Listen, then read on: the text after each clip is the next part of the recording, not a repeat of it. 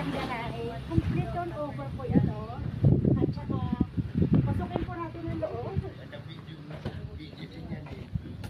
Complete turnover. Ang kanya pong tiles ay 60 by 60, malaki. At saka painted na rin yung wall. So, sa madaling salita, lilipat na lang po kayo. Kayo na lang po ang kulang at saka yung gamit nyo. Ang ano po nito ang wall ay fiber cement, kaya hindi po kayo aanayin, hindi rin kayo, walang moisture, at saka protection din sa init. So, ito po yung space niya. Kung makikita nyo, talagang maganda yung place. Complete turnover. Good morning, sir. So, ito po yung pinaka-utility nyo. Yan. Malakas lang po yung hangin. So, atin po tayo sa taas. By the way, ito po pala yung toilet and bath. Napakaganda po.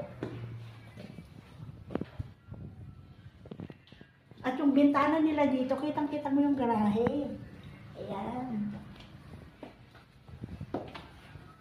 Ito tayo dito sa taas. Ang kanila po palang hagdan ay vinyl type.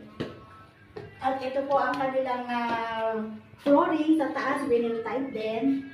And meron po silang dalawang kwarto. So, isa po dito at isa rin po dito.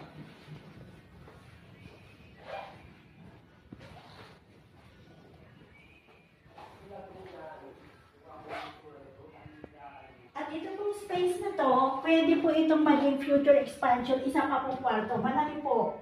So, pwede nyo pong tignan.